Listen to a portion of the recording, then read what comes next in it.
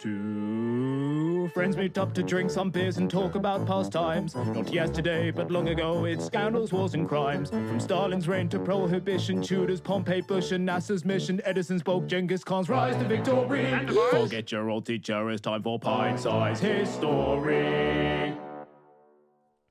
Hello there, and welcome to another episode of Pint-Sized History, the history podcast where we go through the landmark events in the past that have shaped the world we live in today. I'm Zach. And I'm Joe. And today we have a very special guest with us. Esteemed TikTok sensation, Troy's Tours. Woo! Hi. Troy is a funny fucking guy. I'm sworn right off the bat.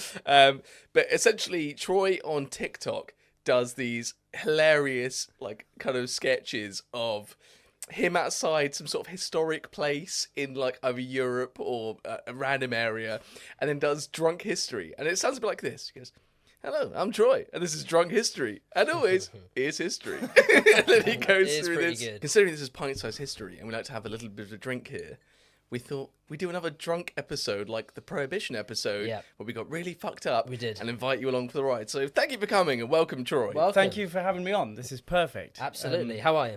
Good. Yeah, good. From one drunk to another. Nice. So, let's go on an adventure. You only had one lager so far. I'm such a lightweight. So, Troy, tell us a little bit about yourselves. Yeah, my name's Troy. Professional stuntman by trade, work in TV and film. My TikTok started when I was on holiday with my wife, and we would just go around castles and places of interest. But more often than not, we would go out after dinner. So we'd had a few. After a few wines. Yeah, a few As wines. you should. A few beers and whatnot. And then she would be on the A camera. few wines, a few beers, a few nice Garlic shots of breads. vodka. And we'd be absolutely steaming. So it all I've had a massive interest in castles since I was a kid. And the video that went viral was in Croatia at some, I can't even remember the name of the castle. What was it, Dubrovnik? No, Hvar. Hvar? Hvar. It was Here in it's Hvar. lovely I now. should remember the name, but I don't. So anyway, I've made TikToks for ages, and nothing really happened. And then that one, I went to bed, posted it, went to bed, woke up to a bunch of messages saying, "Mate, you've gone viral. What's happened?" No, I cool, know man. as much as you do. So for all those people around the world that watched it, thank you very much. Here we are today. My wife and I, whenever we go on holiday, I'll be like, "Oh, that's a good place to do drunk history." And she was like, "Let's not make this all about you. drinking, Yeah, yeah. let's have a nice holiday." And I'm like, "Oh, yeah, sorry." Yeah. I want to do that. I want to go to we should go on a holiday, a group holiday, and just film and shit and really stupid stuff Sure. in front of The song. historical places. Not the The song. song. Of all the places to suggest, and the song. Anyway, this episode of Pint-Sized History Oh, yeah, was of course. brought to you by Crate Brewery. Yes. They're a fantastic brewing company in Hackney, and they have a fantastic pub there. They do pizzas too, and it's lovely. And today I'm drinking the Crate Hazy Pale Ale, and hazy is Troy's eyebrowing the camera. And hazy is probably my favourite type of. I love a hazy pale ale. You can't go wrong with it. I'll have a little sip right now as I do a taste test. Here he goes every time. That tastes like 100% sustainably sourced beer, if you ask me. Not only has he drunk the same beer multiple times, so we know what the taste test is going to produce, but also he said that multiple times. So there's not much authenticity to what you're saying. Anyway, right now. if you want to pick up a crate or a beer at Crate Brewery, go onto the website, buy any beer or crate of beer, and type in Pint-Sized 15 as you check out. That's PINTSIZED 15. So, we're obviously here for a fun episode where we're going to be drinking lots and having a big laugh. Troy has, which I'm really impressed about, because it's one thing to come on a pod like this, but it's another thing to also say, hey, look, I've got some ideas. Let's do this stuff. So we said, why don't we do something about London? And you've gladly come back with some notes. Neither of us have had to do the research this time, which is incredible. Usually one of us has to hold down, but instead it's Troy that's doing all of it lovely for us. And so, what are we going to be doing over the next podcast? Right, let me make this clear to everyone out there. I'm not a historian. I am just a You're in good company. Yeah. That's us. just a professional idiot. So Nice. what we're going to be talking about today are my top 10 facts and interesting things about London, starting at 10, working the way up to my favourite, which is number 1, but we'll come to that later. So you're a Londoner as well as us, right? Whereabouts are you from? I grew up in Epsom, Okay. now live in Winchester. Epsom's a stretch to call it London. Well, London, there's so much history in London, whereas Epsom, Great. you've got the Epsom Derby. That's about Yeah. it. That's it. Yeah, so The key point is we'll be drinking a fucking lot. Hells And we've already yeah. had a pint at the pub beforehand, and I've already drunk my second, so I expect to be a similar level to the Prohibition episode. Yes, for which those you haven't keen watched, listeners. go watch that because that's so important. To understand London, you need to understand the Prohibition in America. So go back now, go watch the... I'm joking. Don't. moonshine, boy. There we go. Where were you for the Prohibition episode, for fuck's sake? Right, so shall we kick off with the number 10? Roman London. London wouldn't be London without the Romans. Absolutely. So 10 points to Gryffindor if you can tell me what the capital of England was before it was London. Wait. How's this work? Wait, I Should don't... we buzz in? Yeah, are we buzzing? My buzz will be ahoy there. And I'll be going, me! All right, ready? Go. Hello there, Colchester. Correct. I would have thought it was Winchester, man. Winchester. I No thought way. it It was was Winchester. Winchester too. Right, so Romans came to England, conquered the land, called it Londinium around 47 AD. In London, not a lot of people know that there's an actual gladiatorial arena underneath the Guildhall. I love the idea of English gladiators. Like, we've got this really romantic idea of like Italian gladiators all buffed and like all the thumbs up, thumbs down, kill him, all that kind of stuff. But bring that home to England, they would have been Steve from the pub. fat geezers. I looked into this. The actual gladiatorial diet, they wouldn't have been like Hollywood gladiators, like ripped and shredded. They were called barley men. So they had a diet of Big wheat, guys. grain, barleys, and beer. Speaking of beer, Cheers. Cheers to the barley, man. beer was cheaper than wine. It was safer than water. Yes. So I like the idea of Steve from the pub going down the old gladiator arena having a fight. So yeah.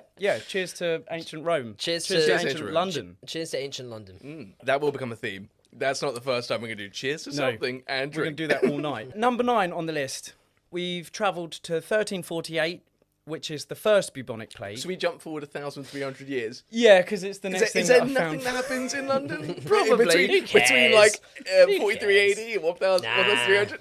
Well, I mean, the Middle Ages are fucking Nothing boring. important. So The Black Death, I find it so interesting. After having COVID, which we all remember, sad times, the Black Death, it killed a quarter of London's population in That's 18 months. unbelievable. So it's How many estimated people- 100,000 people died.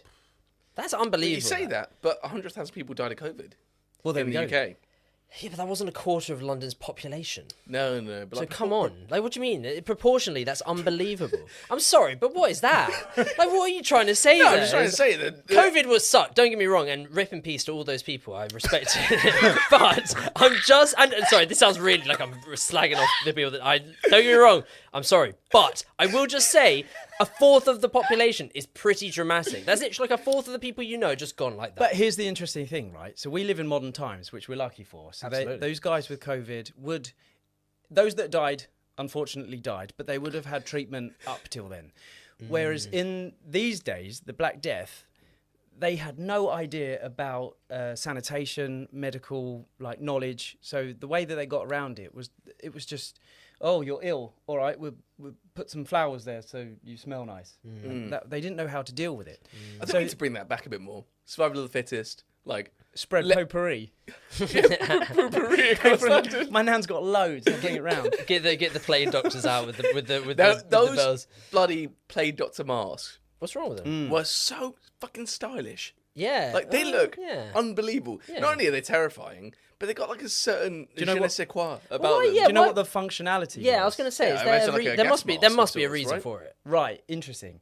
So they padded lots of flowers and nice smelling things into the beak of the plague Oh, really? doctor. Because whenever the plague doctor went around those that were infected, the open weeping wounds would absolutely stink. So a way to protect himself is that he'd wear a cloak, like an apron, so if anyone bled on him or got snot or bogies on him, it wouldn't infect him. He would disguise the smell with the flowers. He was basically covered head to toe, and I think he even had a stick that he would prod people rather than touching Yeah, himself. don't fucking touch Well, he that. wouldn't touch himself. Let's not say that. Rather than touching people himself, he would prod.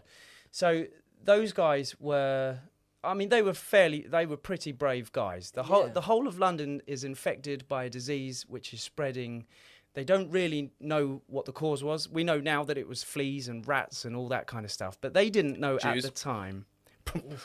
He's Jewish. He's Jewish. It's Shalom. okay. He can say that. Okay. I didn't know where we were going there. Man, that went into damage control so quick there. Holy shit! I was like, "Fuck no, he doesn't know." Sorry, you were saying. And then I was just trying to throw you off, Troy. I really am sorry. got me. And the saying of "bring out your dead," that was all because of them. It was just so many people died. It was a casual thing that people would backlog their dead, and then once a week people would come round with wheelbarrows saying bring out your dead, and you would just chuck on your dad, your uncle, your whoever you lived with at the time. Aldgate train station was built on a burial pit over 1,000 bodies. Mass grave. A mass bubonic plague pit. And it's haunted. So the builders of the station, who still now go down and do maintenance, they still say it's haunted by ghosts of children, ghosts of plague victims. And so all those that died in the plague, cheers to them. Cheers feels like a bad one. Cheers to those that died in the Black Plague. No, they rip. Gone but not forgotten, because we're still talking about them. Too right. Well, yeah. Can you name one? Can you name one death from like an actual name from the Black Plague? Yeah. Go on then.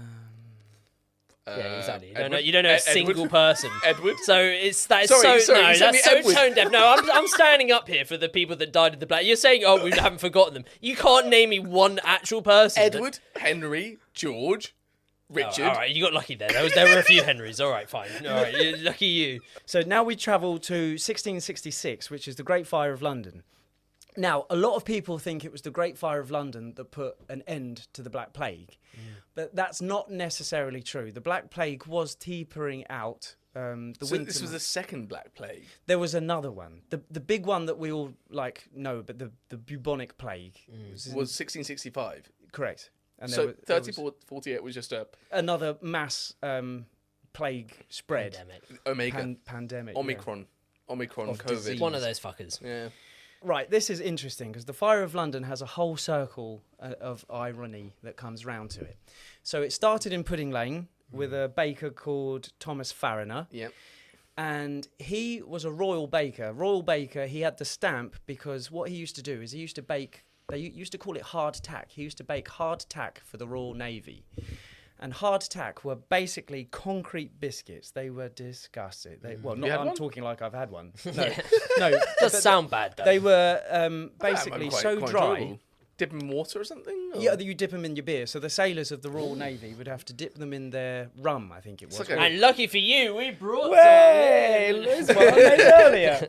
So he was a royal baker. He used to bake for the Royal Navy hard tack. And hard tack on ships would just be left in barrels that the sailors would have to bang on a hard surface to get all the weevils out.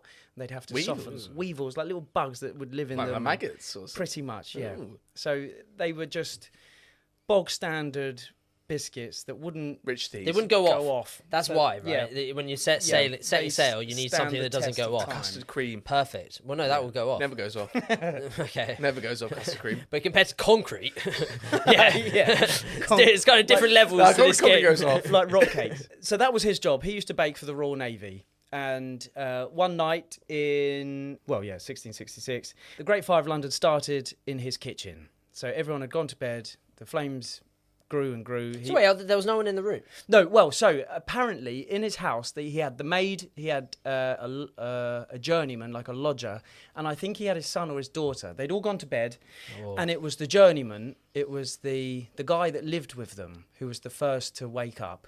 He was the one that alerted everyone in the building. Everyone left, apart from the maid or the housemaid or something. She died in the fire. She was the first person to die in the fire because she was too terrified to move. Wow. Jesus. When I dug into research, something on the census says that there were only officially 6 people that died in the Great Fire of London, which we know to be absolutely bullshit. Right. Because it would have only have been those 6 people that would have been rich enough to have their names and addresses on the census. Yeah. But, that's a good point. It took 50 years to build the city back after the Great Fire. So that's how much of London, burnt. It took 50 years to build it back. I imagine the entire city was, wooden housing. Wooden, thatched roofs. It was basically spread a tinder quickly box. and viciously. Yeah, and I think the wind as well. The wind didn't help, so the wind just passed it on to roof to roof. Classic English weather was just making it worse and worse. The one day without rain. Had to happen at some point. And also, right, this is where it comes back round. It goes full circle. You would be forgiven for thinking that the Thames would be really handy for the fire, but the fire was so intense that the water from the Thames just basically wasn't doing enough. Did it like evaporate? The fire brigade had a machine called the squirt, which they would literally just suck water out pump and just squirt. That was kind of like the first fire hose. But Really? this is Really where it comes full circle. So the Navy were called in to look after all the public, the people that were evacuated. And do you know what the Navy were handing out to the public? It was Hard tack. Hard tack. From the bakery that started. From the bakery that started. So the Great Fire That's of great. London. Cheers to Cheers that. to the Fire of Cheers to London. the 6 deaths that we know of. That we know I would of. hesitate. There's going to be like, how many people? What's the Well, you population? don't know the Do you population. of Yeah, that you need to time? know the population. It took 50 years to rebuild, so it was clearly a I would pretty say a good. all-engulfing fire. I'm going to go a few. I could like 10,000 deaths. Also, another bit of information about the Great Fire of London. Monument, the Statue of Monument, where it is in London now. If you took the monument and you laid it down, it is the exact length of where the fire started. So it would lead to Pudding Lane and the baker. Oh, as in if you put it down Yeah, on its if you- side, if you it laid would it down. take you all the way to the where exact was bakery. Pudding Lane? Somewhere near Monument. Yeah, obviously. Duh.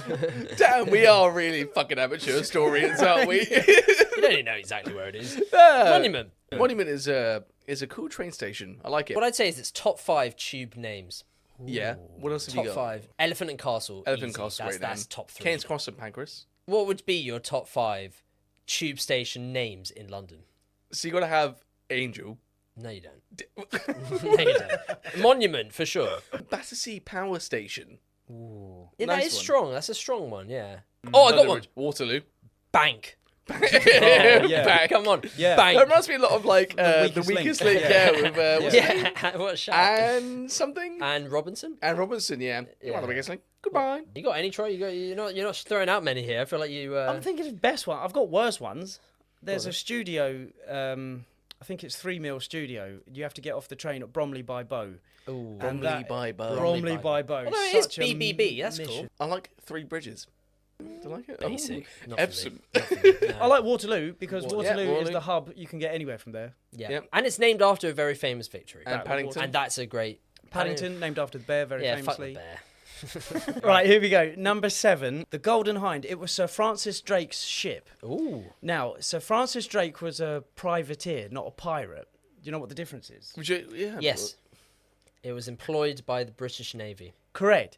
So the reason that I'm getting at the Golden Hind is because there's a genuine pirate ship replica at Borough Market. So the real ship... Alongside the food stalls of, Yeah, you know, yeah. by the pasta shops. you can go and get your sausage roll and then go on a pirate ship. Nice. Well, privateer ship, because he wasn't a pirate, because he was Absolutely, yeah. employed by the Navy, He so just he was a ransacked privateer. Portuguese and Spanish shipping. He was for the basically a crowd. pirate, but he had permission. Yeah. So they turned a blind eye at all what he did. That happens a lot in like English history. I think we like Yeah. because we Yeah, are absolutely. we are the nation of the sea. You know John Blackthorne, who is the main character of Shogun. So he was a privateer. Have you seen Shogun before? You No, I've heard a lot about it. I'm It's well based on into- a book. It's based on this guy called John Blackthorne, who is a English privateer, same as Francis Drake, who basically chased Dutch, Portuguese ships around the Dutch East Indies and like Malaysia and Indonesia, and basically stumbled upon Japan. And then when he was there, he became the Shogun's advisor and taught the Shogun how to use cannonballs and like really how to wage naval warfare. Became a trusted name. I think they called him Anjin, which is like the outsider. There was this actual pirate employed by the British Navy that had gone all the way to Japan, shipwrecked essentially, and then became somehow involved in one of the most important parts of Japanese shogun culture, which is just the most bizarre life. Like to think that this guy has just gone from probably I don't think he was a particularly wealthy bloke. I think he'd like joined the Navy young and had done done all this stuff, and he eventually got his way to being a privateer, and all of a sudden he's shipwrecked with nowhere to turn, and he ends up becoming one of the most influential men in feudal Japan at a time where feudal Japan is about to change forever. It's like one of the most rags to riches, but in the weirdest way stories you could ask for, and for that reason it's fascinating. I think that our British history, when it comes to our navy and the privateering and the Napoleonic Wars and all that, is honestly some of the most fascinating stuff, and we have not even touched it. We really haven't in our podcast. It's something we literally have to. This explorer, as you said, went on all these crazy adventures, done some. This is mad Francis Drake. shit. Yeah, bringing it back to him. And the thing I like about this is that the Golden Hind, originally called the Pelican, but he changed the name of it mid-voyage after one of his superiors called Sir Christopher Hatton, and his crest was a Golden Hind. Now, I don't know how lucky that was, because these ships, before they go off, you know the whole tradition of smashing like alcohol over the front of the ship. Yeah. So that's supposed to set like good luck to the ship. So changing the name of the ship halfway through your voyage, I don't know if that's cool or not. Yeah, superstitiously, I would not do It's that. risky as hell. Yeah. I don't walk under, road signs with the two-legged man. Ah. You You don't walk under I don't road walk under them, signs. no. Do you jump over 3 drains? Every time I step, I watch my step, and I do not step on cracks. I just try my best. If you step on a crack, you fall and break your back. That's just science. You won't catch me slipping. Are you superstitious as well like that? No. So, yeah, Borough Market, there's a genuine replica of his ship. The original one, unfortunately, rotted away over time. And I love it. Imagine, like, living in a time of London where you could literally go on a ship that's been around the world. Unfortunately, rotted away, didn't stand the test of time, as nothing lasts forever. But they've rebuilt the ship as much as they can, close to the original, and it's in Borough Market today. And I just, like, every kid wants to go on a pirate ship. Yeah. What is a pirate's favourite letter, by the way? No, 'tis the sea.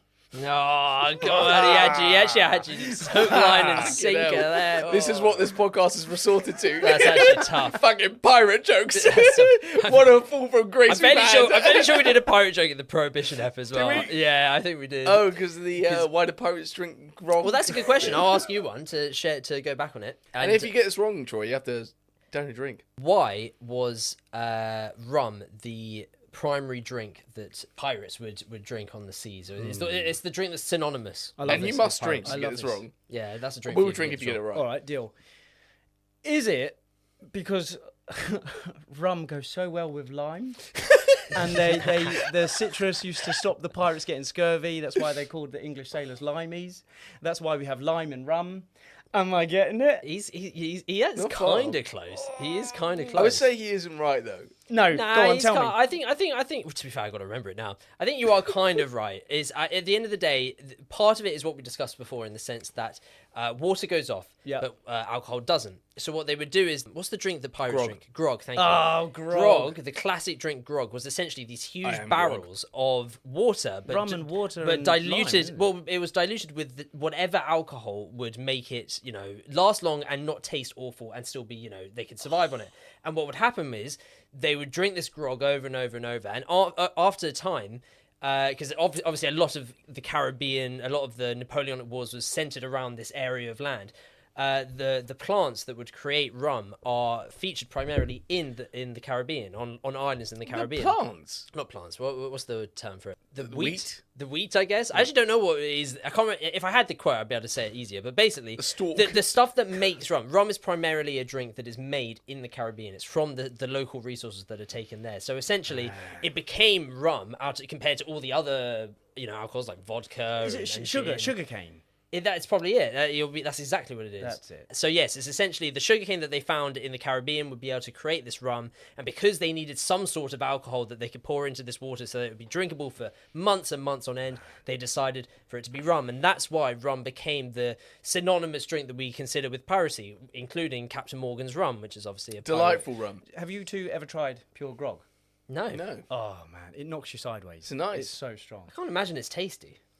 It's on a cold winter's night. played if you have a a grog Sea of because it's warm. Thieves. If you have it with warm On a water. cold winter's night, anything's good. Yeah. Come on. Yeah. Right. So cheers. To, Yes, cheers, and that's a double drink for you because I'm counting that as Pirate. you haven't got enough of that, so right, deal. you can have one. And I tell you what, I'm just gonna have one as well. I'm 4 beers down. The term blowjob. Do you know how that came about? No clue. Go on. I guess. And if I get it right, you drink. And if I get it wrong, I'll drink. All right. Deal. So my thought, and it's going to be completely off base, is that syphilis was rampant, and that syphilis would lead to burning of the penis, so that you would suck the penis to stop the burning sensation, or like blowing it, blowing it. Man, you've gone a lot deeper than I ever thought of. No, that's, Am I nowhere there's fucking no- it? there's no- I'm drinking. there's no I'm way drinking. that's right, man. I've only ever heard of it as the sailors, like they'd spend months and months and months away from land, so they'd just get together. So it's not below, it's below. It's below A deck. below You're job. you're A joking. below job. No fucking way. That's what I understood. I mean, you could be onto something there. Wait, hold on. Are you sure that's right? I don't know. Because That that is, let it cook, that is let a it cook, fucking let it claim. cook. if I'm that's letting that true. cook, baby. Mate, that is actually unreal if that's the actual reason. A That there's below pirates deck, on yeah. deck that I'm wanted to go not below. surprised. Like a lot of the words that they had back then, we have like shortened now. I'm surprised I haven't thought about it before. to be Below honest. job. if ever you go on the Golden Hind at Borough Market, which is built exactly as the original was, like size for size, the actual space below deck is minimal. Really? So you have to crouch. You're hammocks. humped Really? over. Well, when I went on it, it was just empty space. But you have to crouch over to kind of even walk How under tall are there. you? I'm 6 foot. Oh, there you go. So- I'm 5'8", I've not had that problem. You definitely still have to crouch. You have to crouch. And then I'm plus, if chilling. you think about those guys that would have been out for months, like on missions, they would have had barrels of gunpowder, barrels of food, barrels of water, weapons, armory. They would have had their living space all under there.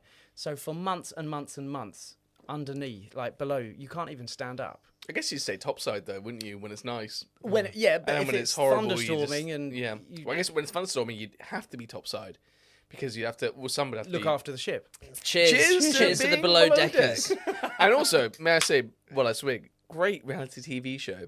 You ever seen Below Deck? Below deck. Yeah, have you seen it? No, I've not seen below. Oh, it's Deck. good. Unbelievable It's good TV stuff. show. It's actually one of the more not wholesome because it's pretty ridiculous. It's but fucking not It wholesome. feels like no, but in a sense, it feels more worthy of being a reality TV show in the sense that you're watching people actually It's do quite something. interesting. They're quite competent at their jobs. Essentially, it's like a mega yacht, a super yacht, not mega, but like a No, nice. mega so- yacht. Oh, they're I've like those heard of nice this. yachts, and they basically have a reality TV show of the people that are working behind the scenes on the yacht, and they're all young. They're all usually looking. Yeah, good looking. Fit. I have heard of Physically this. fit, British or Australian or American or something, whatever. So and it basically follows their life when they're working and then when they're not working, and it's actually genuinely quite entertaining. The hook is like you watch them do their jobs, and then like the payoff is when the charter is over, they work hard, they like really play hard, Yeah, and they get really messed up, and it's good fun. Some of But the then- better seasons are so entertaining in terms of Yeah. the kind of mischief they get up to, the fights that they have with other co-workers. But then, and like drinks for some reason, hangovers don't exist on yachts. Like they're all do. up at like 6 in the morning. They do. After a Mate. night of heavy drinking, they're up and they're working. Yeah, but that's not How because could you do that? because carry that's that they exactly they're carrying it. I don't know. They can do I it. could never do that. I'd be puking over the side of the boat. It's impressive. It's genuinely impressive. But yeah, you should give it a watch. So, Troy,